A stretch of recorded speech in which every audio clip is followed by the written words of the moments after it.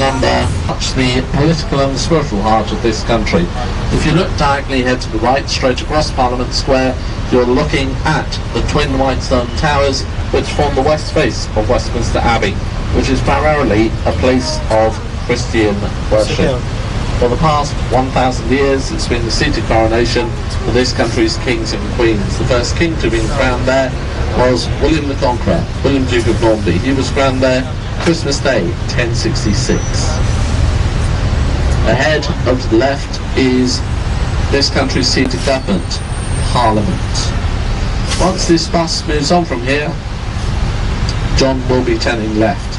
As soon as John turns left, if you look above your head to the right, you'll be looking at the clock tower at Parliament. And that's all it's called, just the clock tower at Parliament. It stands 96 metres high. You're not looking at Big Ben. Big Ben is simply the name of the 13.5-ton bell which is inside the clock tower. The bell was named after the Commissioner of Works at Parliament at one time, whose name was Sir Benjamin Hall. The clock tower at Parliament, that's all it's called, just the clock tower at Parliament. It stands 96 metres high. Okay folks, look immediately above your head to the right. That's the clock tower at Parliament. You cannot see Big Ben. It is the 13.5-ton bell which is inside the clock tower.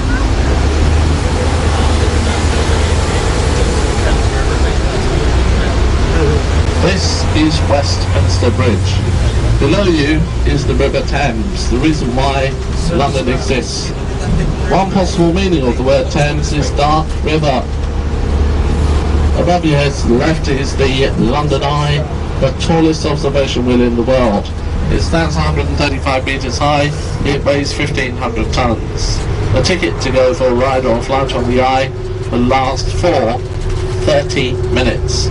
From the top of the Eye, on a clear day, you'll be able to see for 25 miles, about 40 kilometres. This is the stop for the London Eye, stop number 13 on the web tour. If you're in a hurry to take the river cruise, you can take the river cruise from the base of the London Eye. The cruise is operated by... 16th finished the Crossrail channelling from King's Cross, due for completion in 2008. It will take even less time, take only an hour and a half.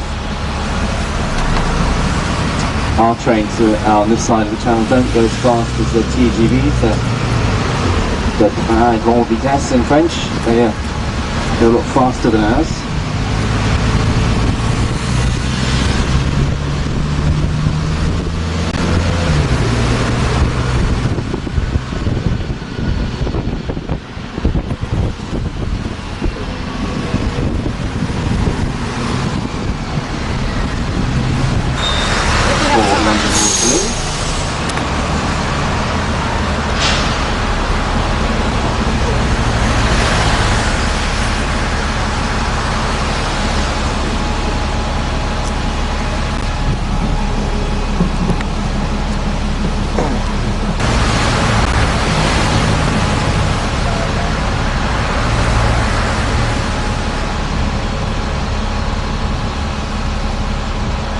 The largest single office complex for one company in the world. It was opened in 1962 for British Dutch oil giant Shell. It was voted the openest building in British time.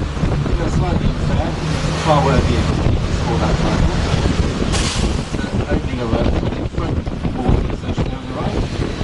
All the Great London Railway terminals in the Victorian era, vast expense. It's also all the lovely facades, including Victoria Station, but also King's Cross and Pancras in North London. Magnificent building.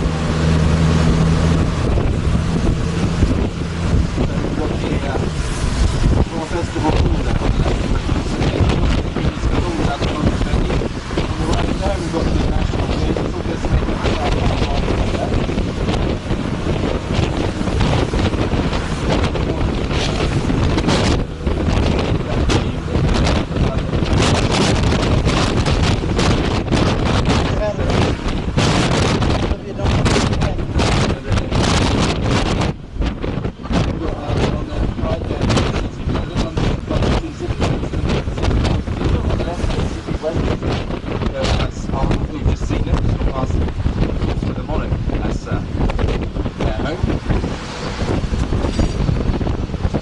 ahead of us, we can't see it, but ahead behind the buildings is Covent Garden, the famous piazza, laid out by Inigo Jones in 1634. Now famous for its lovely bars, restaurants and shops. In the summer months, entertainers there will, street performers there will entertain for the crowds. Bless you.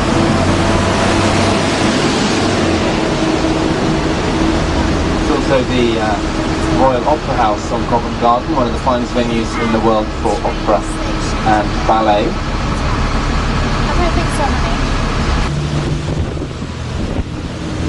I love you. What will we miss? No, it's cute that he said it. That's So this all. is stop number 15 here. It was for 17th and 16th century. It was the focal point for London. You see Queen Street's legacy at the time of the press. You can see all the names of the papers on that wall there. There's also a bus there. Those who get the back of the bus can see a bus to King Elizabeth. Fleet Street. Queen Elizabeth first. Until then, the Queen Street was changed to the press.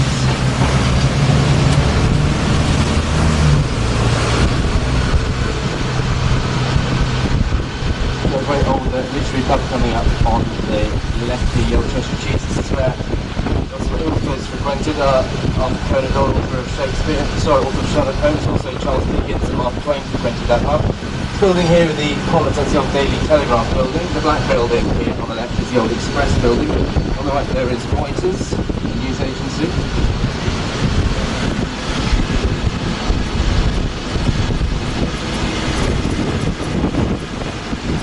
And there on the left is the Holborn Viaduct, opened by Queen Victoria in 1869 to connect Holborn with the City of London.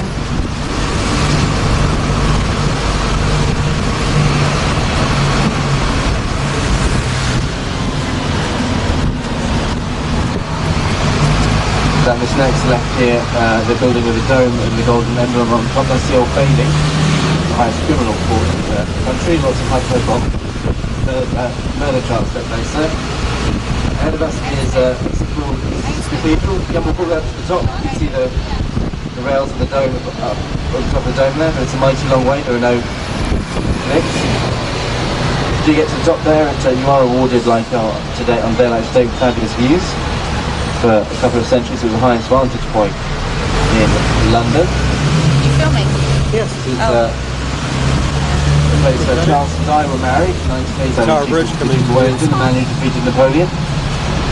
Waterloo, and also Lord Nelson. If you were on the Trafalgar Square, you would have seen his top of the column there. So this is stop number 17 here for St Paul's Cathedral.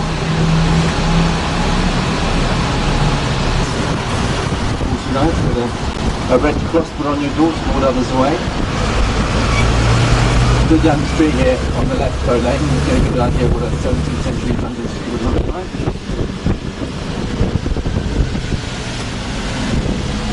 You might be familiar with the children's nursery rhyme, ring a roses, a pocket full of posies, a tissue, we all fall down. This has its origins from the plague. The ring of roses bring the red marks on your body. The first symptom, you caught the dreaded disease.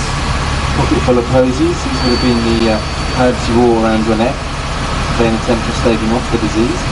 A tissue, this refers to a chronic sneeze, not often a symptom. And the plague and you all fall down needs no explanation. The only method of prevention was fleeing the city. Most people didn't have the means to do so. It wasn't until the cooler months of that winter, 1666, 85. If it wasn't bad enough for 17th century London, there was another disaster just waiting around the corner for them, but I'll get to that very shortly. So now here in the heart of the City of London, this is the financial nerve centre of the country. It's a Monday, that is a bank holiday, what we call public holidays here in Britain. So it's most people get the day off work, so it's pretty quiet. There's only 7,000 people living, permanent residents in the City of London. Most of those are inside the Barbican Towers, so it's pretty quiet on public holidays as well as weekends. This building here on the left here, this is number 1 Poultry. This replaced the great Victorian edifice, the Mappin and Webb building, the jewellers. One critic of the plans was down the corner, that's the Bank of England. The Royal Exchange is that building there ahead with the columns. is where London's first stock exchange stood.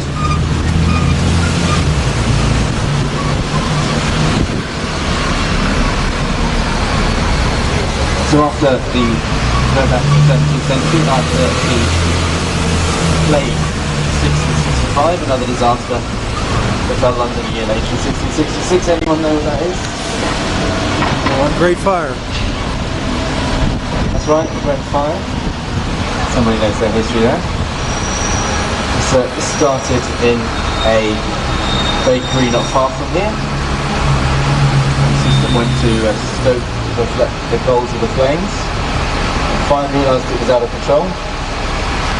Called her master, Thomas Fariner. He couldn't put it out either.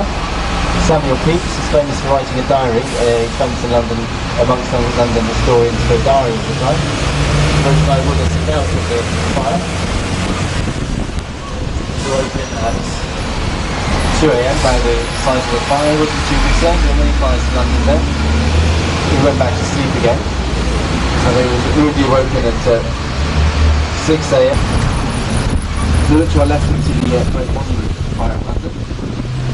Clive, the Great Architect, Christopher Wren, completed in 1684. You can walk all the way up to the top there. There is a fraternal flame at the top commemorating London fire. That's significant to London history. Now it's all the other buildings, but then it sort of dominates the London skyline. So now on London Bridge, we're taking some. This is the oldest bridge in London. It's from many centuries, so it's the only bridge found in Thames. Have its own. This is the third version of it. The second version will be found in a park in Arizona, so if we look to the left here, we see Tower Bridge. This is the finest bridge in London, one of the finest bridges in the world. Sit down, Liffey. Famous for its drawbridge that comes up and down to let vessels through.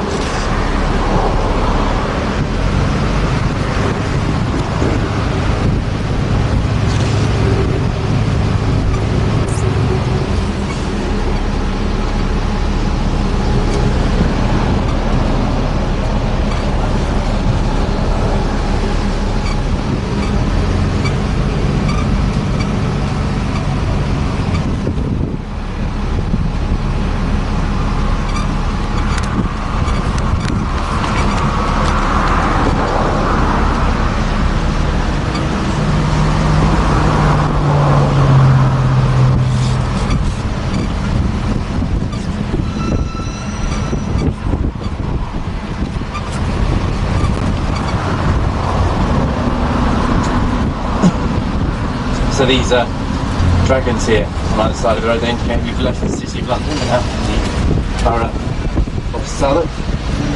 This spike here, there would have been many spikes along the original London Bridge, with people's heads on the top. Freshly executed heads from the tower would have been brought down, put on the top. Opened by the Queen in 2002, that's where the London Assembly, the local London government now meets, headed by the Mayor. The one here is democratically elected, Ken Livingstone. He's very considered great mayor. He brought in the congestion charge people to drive private cars coming into London. Obviously it's not in force today, it's a public holiday. So feel free to try and go to London today, you won't get charged. Also was instrumental in the successful 2012 Olympic bid for London. So we're now going over Tower Bridge. This is took 14 years to complete. Was completed in the year 1894. This is the last bridge going east, so everything is going further east from here, in the direction to the right. After that point, there were tunnels underneath the Thames.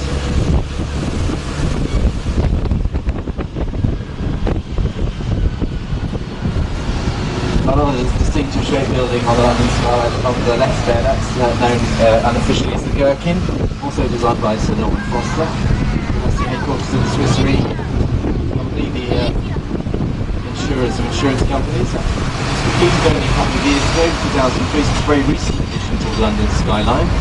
On the right there, the tall building in the distance with a pyramid on the top, that is Canary Wharf. The tallest building in Britain, 50 stories high.